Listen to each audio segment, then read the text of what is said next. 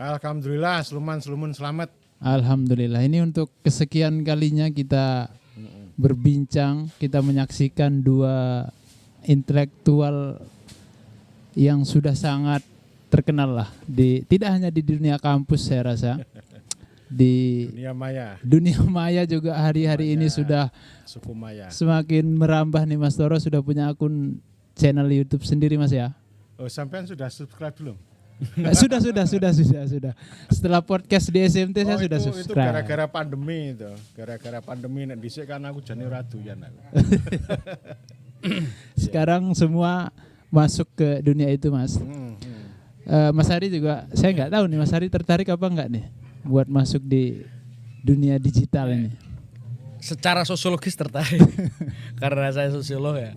Saya kira ini tantangan baru Fik, karena di masyarakat kita itu relasi sosial itu termediasi dengan banyak cara, dan itu kita manfaatkan untuk tujuan literasi, untuk pencerahan gitu. Ya, Mas Hari, Mas Toro, malam ini kita ingin ngobrol santai aja sebenarnya soal bagaimana lagi-lagi kita akan ngobrolkan soal desa, Mas. Karena desa ini entah kenapa setelah ada undang-undang tentang dana desa kok jadi seksi begitu untuk terus dibicarakan, dan tapi tentu saja kita tidak ingin bicara pada skala yang teknis lah ya, soal uang dan lain sebagainya, karena diskursus publik kita soal desa itu selalu sensitif ketika dia bicara soal uang. Kita bicara soal ya secara umum lah, bagaimana desa hari ini menjadi arena baru bagi demokrasi lokal gitu kan. Apalagi setelah Mendagri mengeluarkan keputusan menunda Pilkades untuk Pilkades serentak tahun 2020 ini, saya rasa itu akan sangat berkelindan dengan berjalannya pilkada gitu Mas. Sebelum saya masuk ke hal-hal spesifik seperti itu, saya ingin mendengarkan saja dari Mas Toro secara umum dan singkat bagaimana perkembangan desa sejauh ini Mas, yang dilihat dari kacamata Mas Toro baik sebagai akademisi maupun sebagai praktisi yang terus bergerak untuk membangun perubahan dan kemajuan di masyarakat desa. Monggo Mas, kita ngobrol santai aja nanti sebelum ke Mas Hari, silakan. Iya Mas Taufik, ini kan tergantung cara pandang orang. Ada orang yang mengatakan desa itu sudah maju sedemikian rupa, ada pertunjukan tentang output yang begitu banyak. Yep. Tapi saya punya kejutan kecil ketika ke Ponorogo. Seorang kepala desa itu bilang begini. Ponorogo Jawa Timur gitu. Iya, nama desanya Carangrejo namanya. Jadi kepala desa bilang desa itu tetap panggah. Panggah itu Mas? Panggah enggak tahu ya? Enggak tahu aku. Sampean tahu enggak panggah? Tahu. Tetap ket ben ngono-ngono wae. Gitu. Atau bahasanya involusi namanya. Itu bahasanya Clifford Geertz. Ya, itu jalan di tempat itu. Meskipun dia bilang meskipun sudah ada undang-undang ya. Tentu ini menjadi tantangan tersendiri, dan saya yakin itu suasana kebatinan seperti itu dirasakan juga oleh banyak pihak. Ya. Termasuk tentu oleh para Nusantara yang hari ini misalnya melakukan judicial review terhadap Undang-Undang nomor 2 tahun 2020 ya, tentang Undang-Undang darurat itu ya, darurat Undang-Undang pandemi itu istilahnya ya. Yep. Judulnya panjang banget. Tergantung cara memandangnya, ada juga yang memandang ini mundur gitu.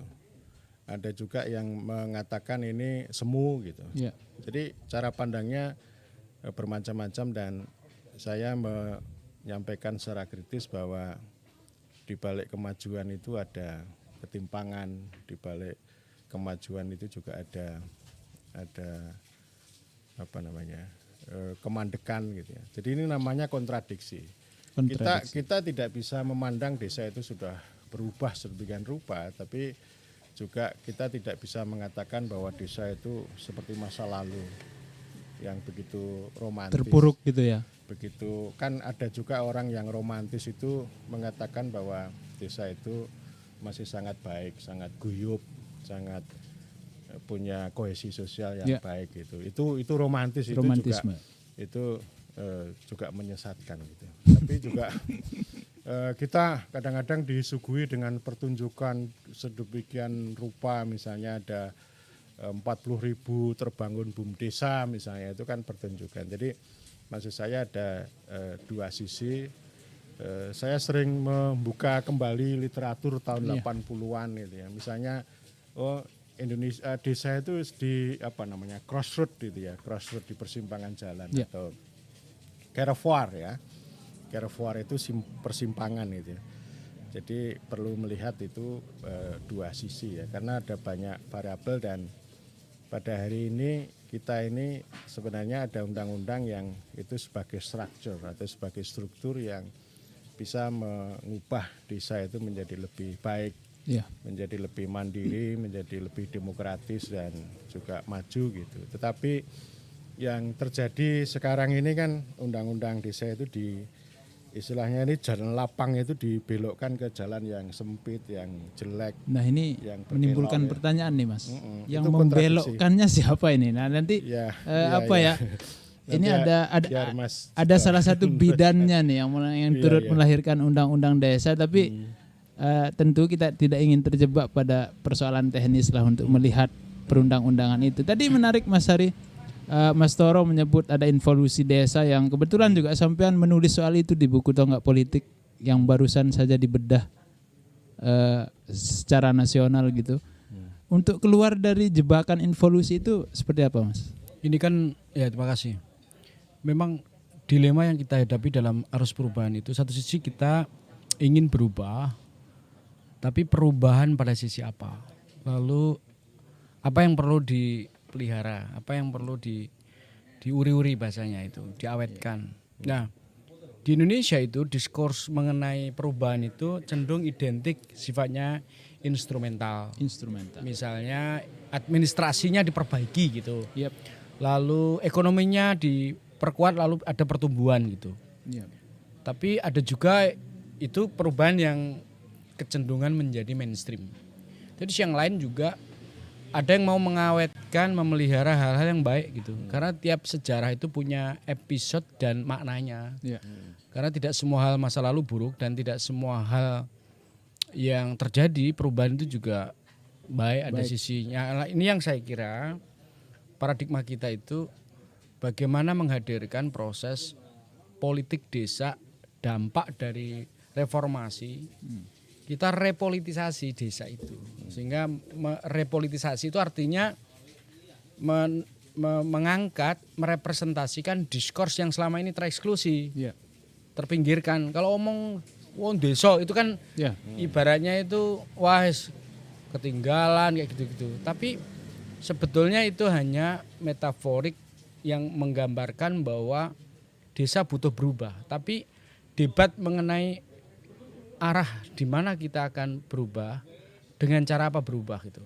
So tadi Mas Toro menyebut ya wajar kalau orang di kampung atau di Ponorogo tadi cerita ini mandek lah gitu.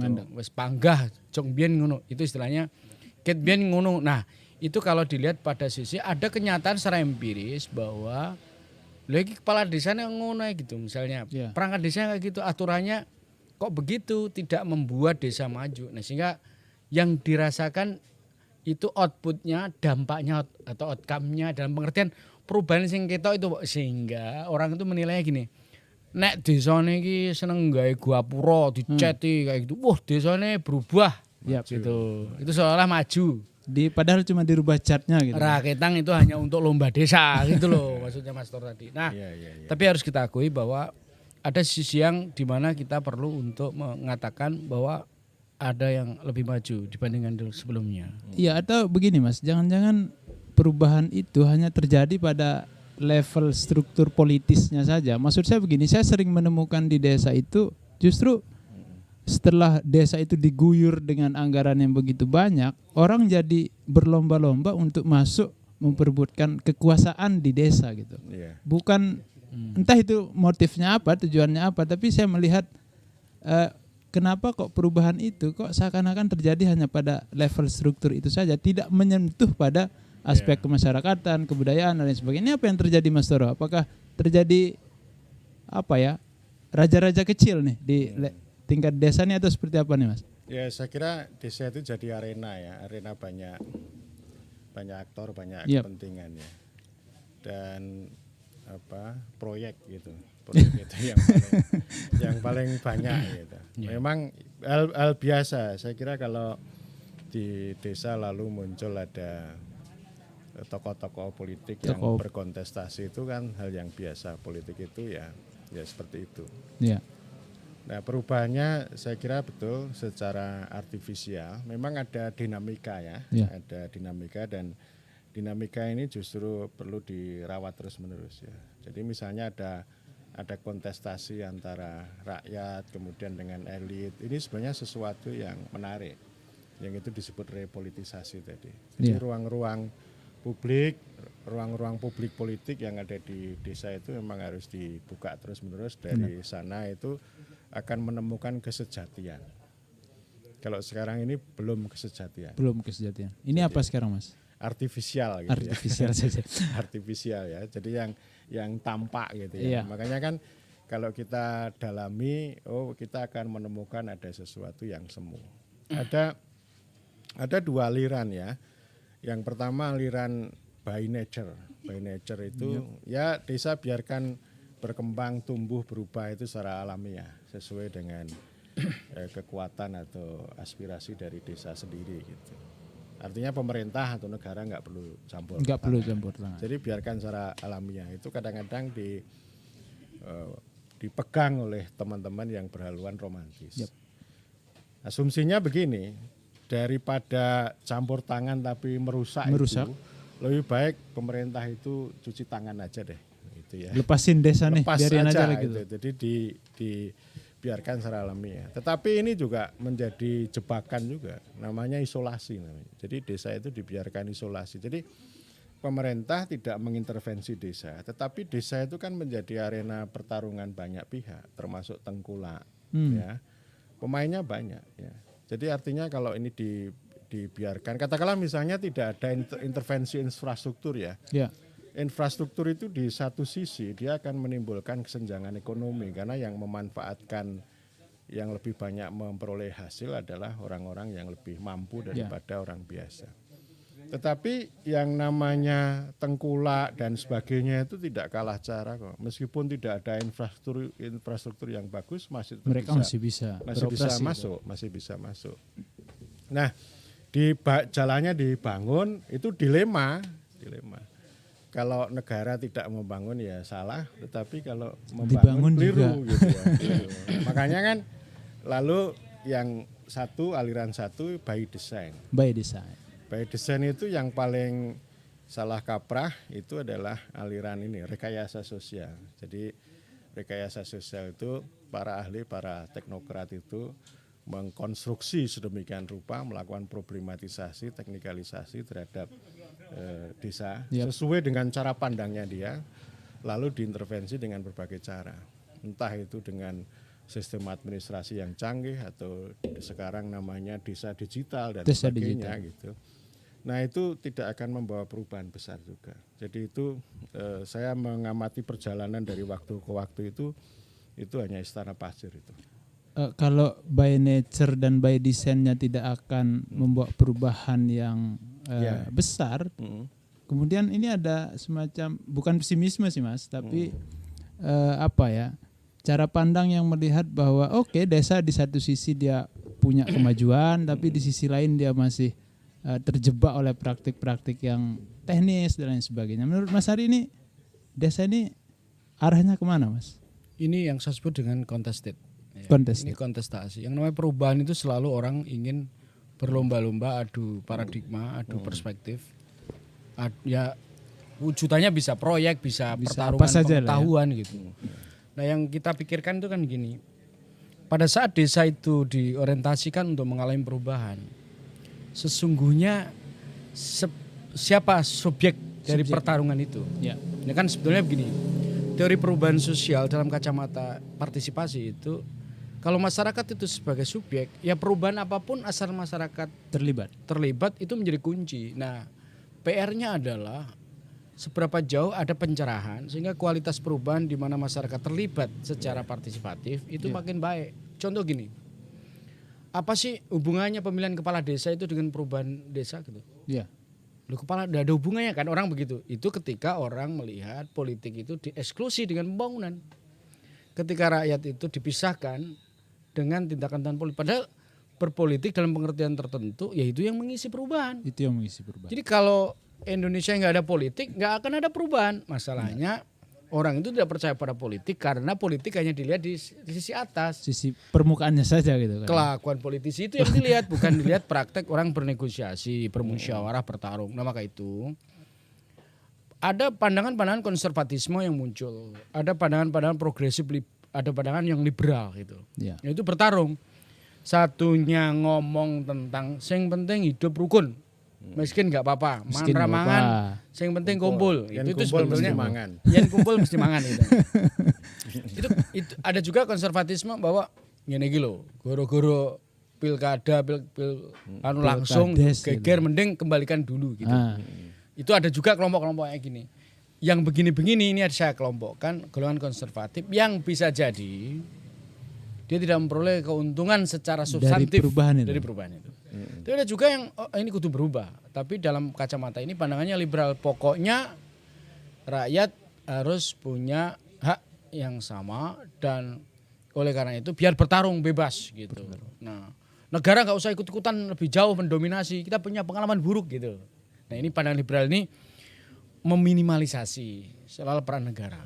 Nah ini juga dikritik keras nih. Akhirnya apa? Nah ini perubahan kayak gini kok yang menang para banda, yang menang para tengkulak tadi. Nah masyarakat sendiri gimana? Nah itulah banyak mazhab. Misalnya kelompok-kelompok masyarakat yang menggambarkan bahwa apakah petani di desa itu dia akan bisa menjadi subjek untuk menentukan harga pupuk, menentukan soal pengaturan air, menentukan tanah gitu. Nah selama kelompok-kelompok yang selama ini tereksklusi tidak menjadi bagian policy maker dalam proses di desa itu, maka perubahan itu nggak menguntungkan kelompok-kelompok. Nah inilah debat dan pertarungan mazhab. Ini nek wong sing ning kampus lho, sok ngono kayak gini ngono. Ya, Mas Tero ya. Kalau di kampus selalu begitu Mas ya. Pertarungannya begini. Nah ini yang saya sebut bahwa, nah bagaimana diterjemahkan dalam diskurs itu di bawah. Iya.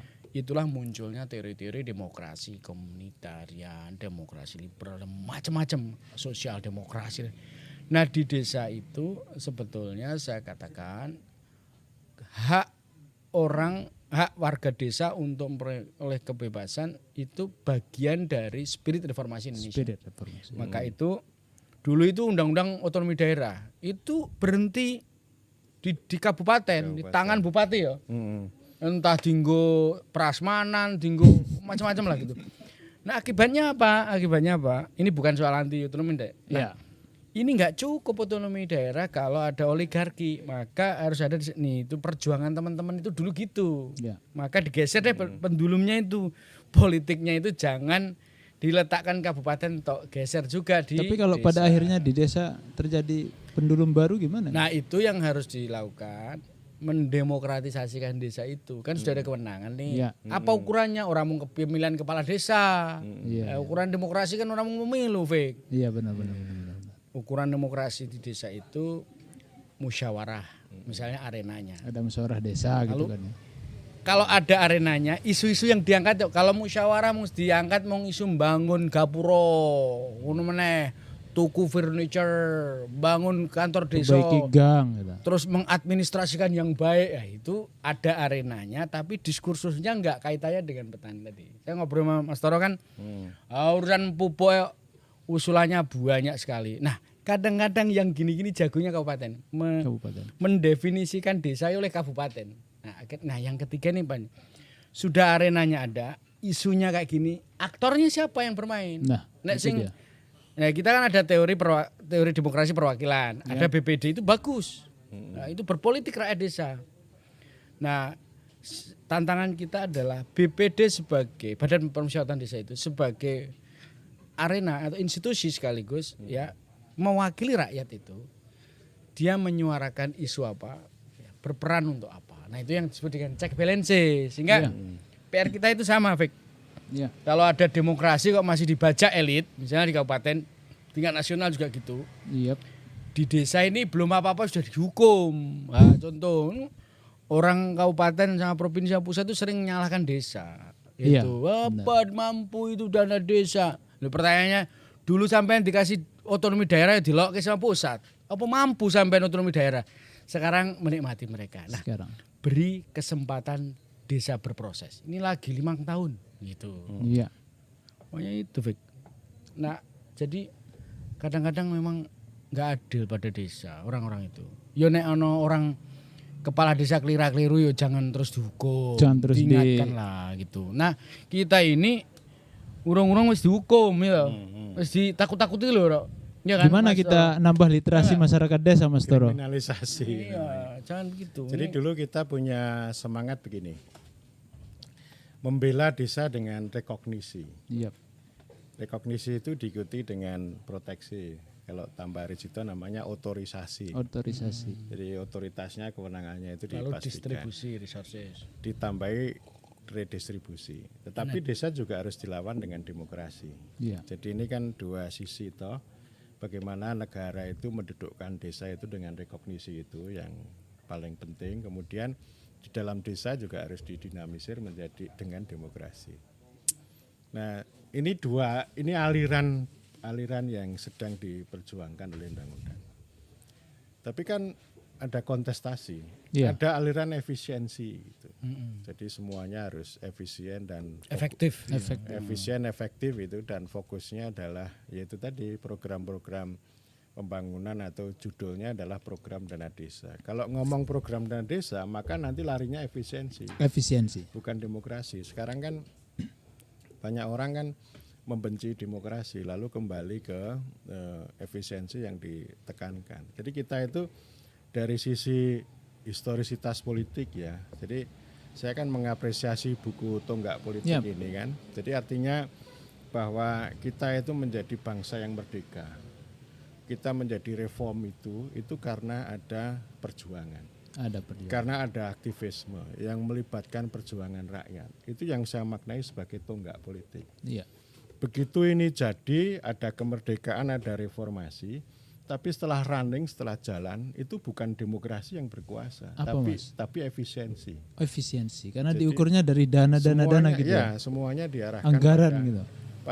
Pada efisiensi gitu. Dan ini saya kira kontestasi yang terus menerus, dan oleh karena itu menurut saya desa-desa yang berubah lebih progresif itu karena punya aktivisme, punya spirit politik demokrasi ini yang lebih utama daripada efisiensi. Jadi misalnya begini ya, kepala desa yang hebat, yang maju itu jarang dia ngomong tentang proyek, tentang administrasi, tentang efisiensi gitu ya. Tetapi dia ngomong tentang bagaimana dinamika yang berkembang, aspirasi rakyat dan sebagainya. Lalu aspirasi itu dijadikan sebagai dasar untuk bagaimana membuat kebijakan. Iya. Terus kemudian itu dijalankan secara gotong royong oleh orang-orang desa gitu. Ya, jadi itu spiritnya itu. Benar. Saya kira gini Mas, saya sering menemukan misalnya ketika tadi patokannya adalah efisiensi gitu, lalu turunannya menjadi program-program yang sifatnya hanya menyentuh infrastruktur gitu. Kok saya merasa kenapa ya desa itu kok seakan-akan ingin dirubah wajahnya menjadi semacam kota gitu loh Mas. Yang saya ingin mengaitkan ini dengan aspek kebudayaannya Mas Ari. Saya ingin Jadi infrastruktur itu hanyalah satu aspek dalam pembangunan. Jadi pembangunan itu tidak identik dengan infrastruktur. Kalau Jokowi itu memprioritaskan 2015 infrastruktur, itu memang faktanya desa butuh infrastruktur. Jadi undang-undang desa itu tidak hanya diletakkan dalam konteks Jawa tok, ini ngatur se-Indonesia gitu. Iya. Maka itu kalau orang menolak infrastruktur di awal-awal pembangunan desa, itu karena dia berpikir dirinya sudah mampu aja. Benar. Karena nggak pernah berkeringat itu lihat desa. Di desa-desa di kawasan timur, bahkan barat sana itu, infrastrukturnya masih lemah. 2015, 2016 itu. Maka itu Jokowi waktu itu memprioritaskan ke sana. Iya. Nah bahwa itu nanti sebagai sebuah diskurs perlu dikritisi, yes. Tapi jangan cara pandangnya itu makin menyempit, ini hanya melihat Jawa gitu. Tapi ini harus dilihat dalam spektrum yang luas. Nah, poinnya begini. Ketika pembangunan itu hanya diterjemahkan tadi efisiensi, efektivitas, itu rejim administratif lebih dominan. Ya. Padahal sama juga saya menafsirkan begini. Kalau mengukur keberhasilan pembangunan desa, pemanfaatan desa kok hanya tingkat administrasinya yang tertib gitu, itu berarti ya hanya kepentingan pemberi duit gitu. Pertanyaannya adalah dana desa itu harus menjawab kepentingan rakyat. Kepentingan rakyat apa? Ya rakyat berpartisipasi, tahu dananya, tahu mendefinisikan masalahnya apa, tahu memprioritaskan, dia menjadi bagian di dalam pengusulan prioritas itu, menjalankan dan mengawasi. Itulah demokrasi. Jadi dia harus berdinamika. Lalu saya mengatakan, ketika seorang ibu melakukan negosiasi tentang data itu, berarti selama ini data yang diambil, yang diburu oleh teknokrat itu tidak membawa perubahan terhadap rakyat itu. Sehingga saya mengatakan bahwa ini teknokrat memburu data, rakyat itu memberi data, birokrat menyembunyikan data, politisi mengabaikan data, pemerintah seharusnya itu melampaui data. Jadi dari dulu tahun 2005 saya masuk sering diskusi dengan kemiskinan.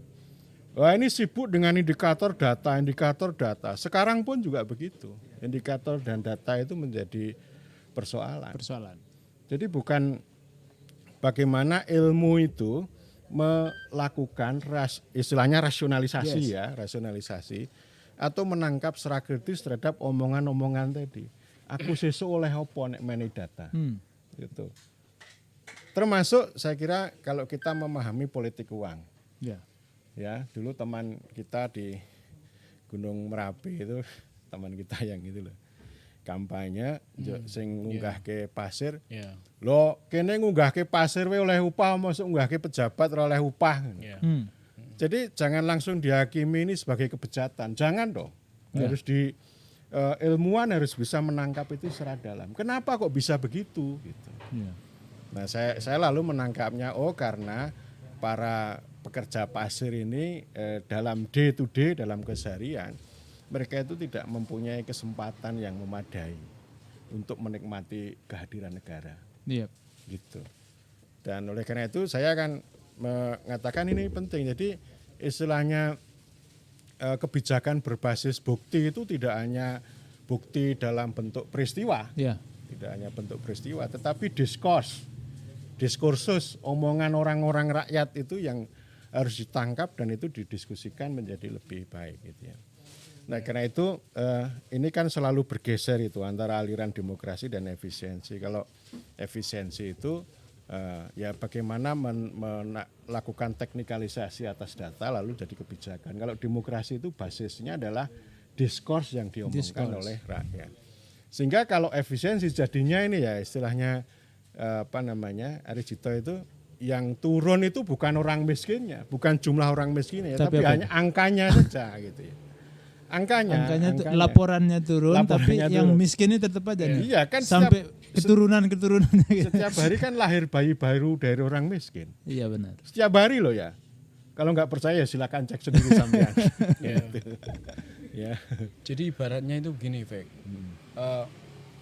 Pengetahuan itu harus menjadi alat pembebasan. Bahasa itu yang saya ingat bahwa ideologi itu sebetulnya masih ada. Nah, ini ditenggelamkan oleh praktek-praktek yang sifatnya tadi loh, teori administrasi tadi. Maka itu sekarang ini saatnya kita berpikir bahwa rakyat itu dididik berpolitik itu bukan berarti sekedar ikut partai atau sekedar ikut pemilu gitu. Kemampuan dia mengenali problem, sumber dayanya, lalu dia bernegosiasi, berembukan mengambil keputusan, mengawasi, kemudian ikut menikmati, itu berpolitik. Nah, paradigma ini juga dipakai untuk melihat dalam konteks pemahaman kita mengenai pembangunan. Jadi dana desa itu jangan disederhanakan, disimplifikasikan sekedar administrasi keuangan, tetapi harus dibalik menjadi politik anggaran. Jadi tafsir atas dana desa itu jangan administrasi keuangan, tapi politik anggaran. Karena dana desa itu konsekuensi dari otorisasi dan rekognisi. Iya. Nah karena ini paradigmanya sudah salah, akibatnya sing berkuasa itu bendahara desa. bendahara negara maupun bendahara sampai neng desa itu gitu. Maka itu Keuangan yang maha kuasa. lah itu Keuangan akhirnya yang wis maha kudu kuasa. manut. Nah poin saya begini, ngomong desa itu ya ini proses literasi, Fik. Saya membayangkan kalau kita mau menata desa itu dari pinggiran, maka tadi saya nyambung ya mengenai itu loh. Kalau pengen ngerti kemiskinan itu tidak sekedar data atau angka kemiskinan, Yep. tapi di mana orang miskin itu, kenali mereka. Kombinasi antara kaum golongan antropolog, sosiolog, terus kemudian ilmuwan politik, Yep. apa itu administrasi negara, ekonomi. Ini berdialog. Lah perguruan tinggi enggak ya kerajaan sendiri gitu. Pusat studi itu enggak ya kerajaan sendiri. Datanya beda. Ini apa bedanya juga dengan antar sektor di Pemda di Sama gitu. kok sama gitu. Ngomong Ini- multidisiplin, interdisiplin, tapi ngeritik ego sektoral sama juga ego sektor Ini juga. kritik otokritik ya. Kita Iya, sama dosen ya. Jadi ini kritik orang eneng sing Ini membangun dua kesucian dua ora iso. playmaker nih. Ya, di ini kesebelasan APM desa UGM. betulnya harus Dua kritik atau playmaker kritik. nih. Karena sesungguhnya jadi intelektual jangan angkuh juga karena harus berangkat dan mampu membumi di masyarakat. Nah maka beberapa kali saya katakan bahwa mereform bukan menata. Loh, beda loh ya. Mereform itu ada mengelola resource itu dengan orientasi dan paradigma. Reformasi, mereform, bentuknya diubah, substansinya gitu. Kalau menata itu ya mau ditata ben ketok rapi, Iya. kayak gitu tuh. Itu beda lagi ya. Nah, saya kira tantangan kita itu sebetulnya adalah saya sebut sebagai transformasi desa. Iya.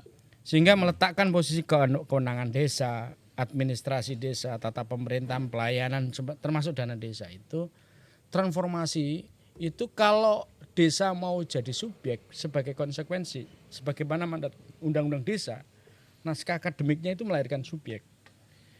Terjemahan konkretnya desa sebagai subjek itu kayak apa? Beri ruang desa menerjemahkan kebutuhannya apa. Bahwa desa itu belum tahu ya di level apa dia harus diintervensi. Jangan semuanya hal itu. Lah ini siskudes terus itu Semua membuat diintervensi. desa itu Efisiensi. kayak iron cage itu ya. Iya, Jadi sangkar besi. ya. orang itu semuanya kepalanya dimasukkan ke situ gitu. Iya. Ayo putul itu, putul ndase itu nggak bisa ini. Maka itu saya kira ini sekali lagi ya ini ya ada kawan itu diskusi soal ini gitu. Maka ini saya mau ngaitkan sedikit ya soal pilkada misalnya. Ya.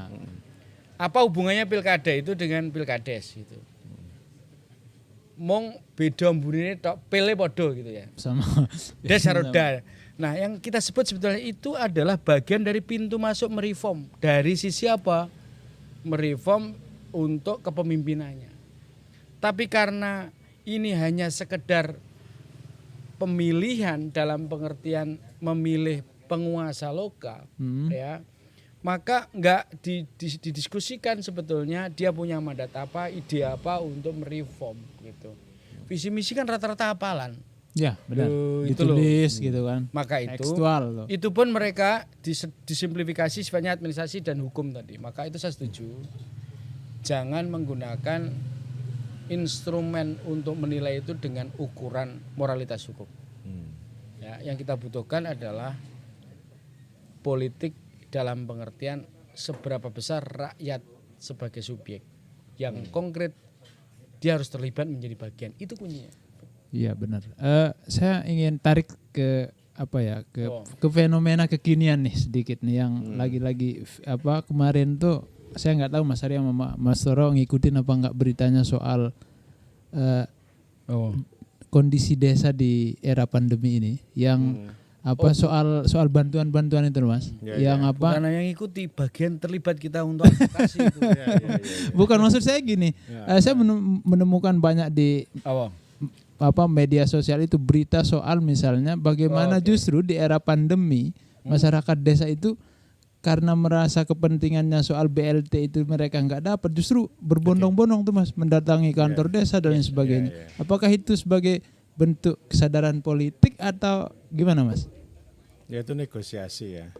Jadi setiap arena itu kan negosiasi. Semuanya pengen dapat. Ya. Bagito namanya kalau di Jogja, bagi roto. Aturannya nggak boleh gitu. Ya tergantung. Kadang ada kepala desa, aku nganggo coro itu desa. banyak itu Mas. Iya, aku nganggo coro desa gitu. Iya. Makanya kan desa mawa coro, negara mawa toto. Iya. Saya sarankan pemerintah itu menetapkan tujuan. Desa memutuskan caranya. Benar. Jadi jangan diambil semua. Ya tujuan maupun caranya itu sudah diatur sudah bikin rupa. Sehingga akhirnya nggak kontekstual. Iya, di bawah ada banyak masalah, ada kontestasi. Sehingga wabah di desa itu bukan COVID, tapi wabah bantuan. Bantuan. Ya, gitu. Wabah baru itu. Iya. Virus DD katanya Mas. Virus DD katanya. Itu sampai teriak-teriak itu Pastor. Yang sering kali terjadi itu pemerintah sendiri itu balapan. Itu. Balapan dalam pengertian balapan mengagendakan sesuatu. Ya. Tetapi satu sama lain seringkali tabrakan. Yep. Saya tidak mengecilkan apa yang sudah dikerjakan oleh pemerintah daerah misalnya, tapi dalam beberapa hal justru mempersulit desa. Ini saya ingin tunjukkan pada kita semua bahwa kalau konsekuensi desa itu didorong untuk mandiri, gitu, ada batas atau limitasi kita intervensinya di level apa? Ya. Ya. Kalau subsidiaritas atau kewenangan lokal berskala desa dan seterusnya itu kalau dipelajari secara konkret itu akan terlihat bahwa kapan saya harus intervensi, kalaupun intervensi di level apa gitu. Ya. Nah, cara pandang kita itu harus hal yang abstrak gede itu sampai yang konkret itu inline gitu. Nah, kita itu ya Jokowi itu punya cara pandang untuk cepat hadir kalau ada masalah. Itu bagaimana? Kecepatan dia. Terus kementeriannya ada yang berani menerjemahkan itu secara tepat dan satu sama lain solid. Tapi birokrasi rantai di bawahnya itu ya seringkali tubrukan. Ya. Nah, ini menggambarkan pada kita semua bahwa yang PR-nya itu mau menjawab masalah di desa, tapi debat dan salip-salipan menuju gitu loh. Ya. Itu yang bermasalah. Ini itu yang saya katakan bahwa di level paradigma, di level kebijakan, di level implementasi dan evaluasi seringkali terjadi disconnect. Nah, dengan paradigma ini maka saya selalu katakan Jokowi punya ide besar untuk mempercepat penanganan soal pandemi COVID ini. Ya. Gitu. Tapi misalnya soal Kementerian Desa, Kementerian Dalam Negeri dan Kementerian Keuangan itu kan harusnya solid gitu. Ya. Nah, zaman normal aja kadang-kadang nggak solid deh. Gitu loh, apalagi pandemi. Nah, ini PR gitu. Jadi ide Jokowi itu bagus. Saya kecepatan. Makanya beliau waktu dalam istana waktu itu marah-marah. Itu karena loh kok kayak gini gitu. Tapi sekali lagi ini dilema kita akan melakukan sesuatu dengan lebih tegas, negara berperan, atau di sisi yang lain pada sisi yang lain menumbuhkan kesadaran. Ya. Pada titik tertentu dalam situasi darurat negara harus cepat gitu. Di titik tertentu konsep darurat itu adalah kecepatan negara untuk menangani itu. Ya. Tetapi ketika kita berpikir dalam kondisi darurat gitu, seringkali kita itu berpikir pada saat darurat tok. Ya. Nek enggak darurat itu biasanya apalan. Nah, itu. Ya mohon dengan hormat ya. Orang-orang desa itu kadang-kadang juga berpikir gitu. Sesuai nanti ra gitu. Sesuai gitu. Ini tularan sebetulnya ke kabupaten. Ya. Nah, sehingga saya bisa maklumi bahwa di kementerian sendiri ada kementerian yang maju cepat menangani gitu, tapi ada juga yang lamban gitu. Nah, demikian juga di kabupaten. Ada kabupaten yang memang mensupervisi desa itu. Sama juga desa-desa di Indonesia itu ada yang memang kayak Wayudi, Buani, ini Yogyo gitu ya. Itu menurutku kecepatan dia untuk merespon top lah. Ya. Neng yo ono yang namanya dulu kita diskusikan ya. Desa itu ada yang kepala desanya dikasih tahu sekali aja, ini loh arahnya langsung jalan. Ada yang dikasih 3 sekali enggak iso, 2 kali, 3 kali jalan. Ada dikasih 10 kali, 15 kali nanti disuwuk, gak iso-iso. Itu juga ada. Ini untuk menggambarkan bahwa gradasi spektrum kapasitas kita Iya. Itu beragam. Itulah yang dulu kita usulkan kan. Ingat Pak, mengapa ada pendamping desa? Iya, Kan iya. itu. Maka itu saya beberapa kali juga ngomong bahwa kalau desa itu kementeriannya membuat prioritas pembangunan, maka prioritas itu harus dilihat skala makro aja, jangan iya, iya. detail gitu. Jadi makro itu tujuan. Tujuan, nek menerjemahkan strateginya biar tujuannya bisa. ini aku ra pengen ono rakyat kelaparan. Misalnya Carane ngono. terserah kowe. Ngono. Jadi itu cetha yo ngono. Mestinya begitu Mas. Tapi yang terjadi Misalnya tidak begitu. Toro Bupati ya, aku Bupati gitu. Ya saya menerjemahkan kemenangan itu dan desa juga punya perspektif ini membangun kemandirian dia. Gitu. Loh nek desa iki maju, bupatine seneng kok. Ya. Benar. Banyak juga itu bupati. Yang dapat penghargaan malah mereka dari. Yo makanya itu. Itu soal penghargaan soal klaim, siapapun bisa mengklaim. Ya. Berapa kali saya bilang ke desa itu, nggak usah ikut lomba desa. Wong nanti sing seneng ya mung bupatine gitu. Ya kan? Lebih Ya. baik lomba memenuhi kebutuhan rakyat itu kan lebih konkret tuh. Ya. Nggak dipuji-puji oleh piala-piala itu, tapi rakyatnya makmur dan nanti teman-teman legitimasi itu, bukan justifikasi. Bedanya itu. Iya. Kalau justifikasi itu dia hanya dibenarkan dari si prosedur administrasi, Ya. justifikasi. Tapi legitimasi adalah pengakuan karena rakyat merasa nyaman, makmur mendapat sesuatu. Ya. Gitu. Jadi itu yang Iki- saya garis bawahi ya, repolitisasi demokrasi gitu ya. Jadi kepala desa itu kan punya kekuasaan. Kekuasaan yang dia pegang itu bisa kita transformasikan antara lain dengan edukasi, mengedukasi. Saya percaya dengan pencerahan kok. Jadi dunia ini kan dulu bisa berubah karena pencerahan. Ya. Ya, tapi pencerahan tentu saja yang kontekstual ya, yang sesuai dengan suasana kebatinan. Benar. Bukan paham efisiensi. Ini nggak bisa tadi. dimakan Mas. Nggak bisa. Maaf Mas.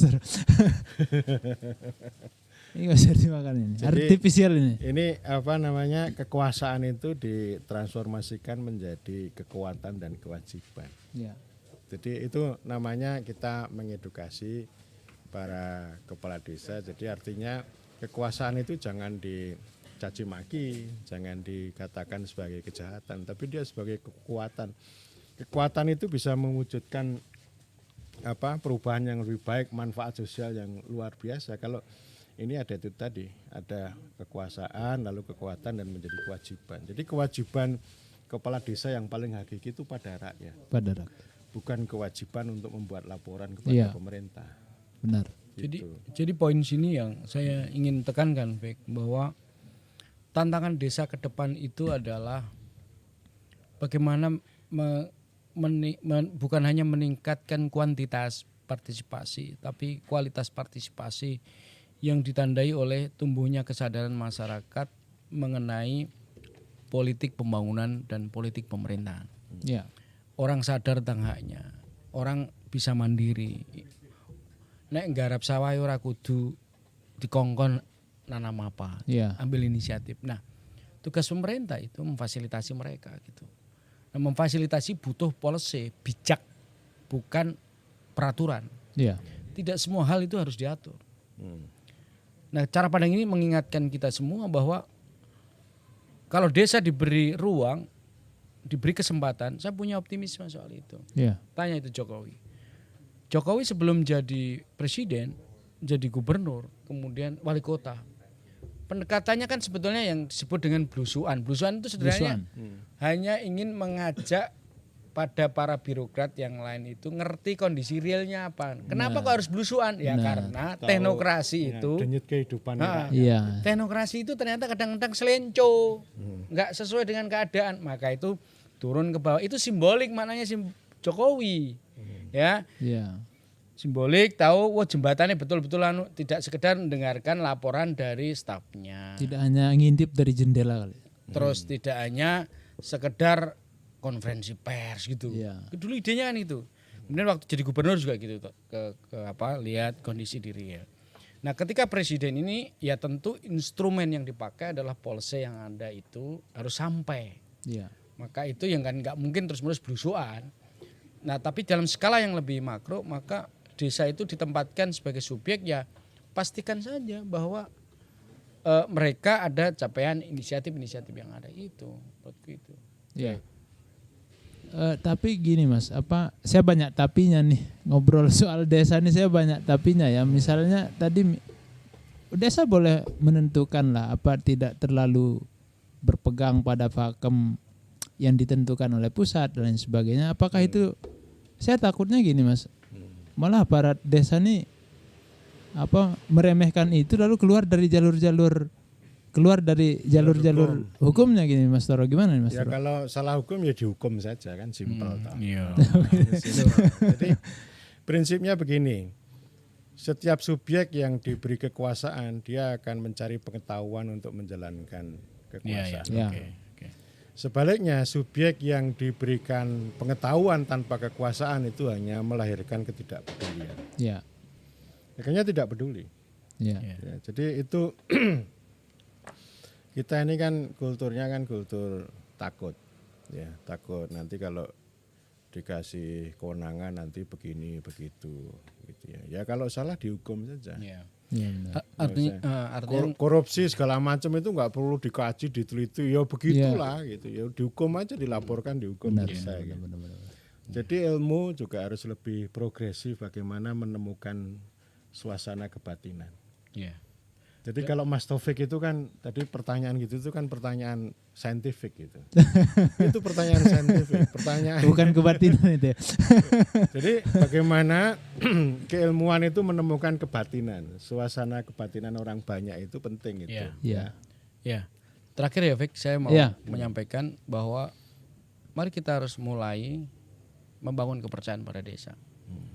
Dan itu menjadi ukuran denyut nadi Indonesia itu ya dari desa. Ya. Bahwa mereka itu selama ini mungkin belum sepenuhnya sempurna. Ini berproses, tapi jangan tarik mundur kemajuan progresivitas desa yang sejauh ini ada. Dan ini PR kita kalau taruhlah kita bisa mewujudkan kualitas partisipasi rakyat desa, mereka bisa senang berproses gitu, maka ini akan bisa punya harapan ke arah yang lebih baik. Poinnya ke sana dan saya yakin ini akan punya optimisme besar. Saya kira itu Mas Taufik. Iya, Nanti pembelinya ya ini. banyak nanti yang antri soalnya ya. Iya. Malam juga ya. Ini kalau ngobrol sama dua tokoh ini nggak habis-habis nih, apalagi soal desa karena keduanya sudah sangat mengakrabi, tidak hanya berbicara desa secara teoritis tapi juga turut menggerakkan masyarakat. Oke, makasih Mas Haris Jito, Mas Toros atas waktunya. Ini kita berikan kesempatan pada pembeli untuk menikmati nih sajian angkringan ala Yogyakarta. Terima kasih, selamat malam. Malam.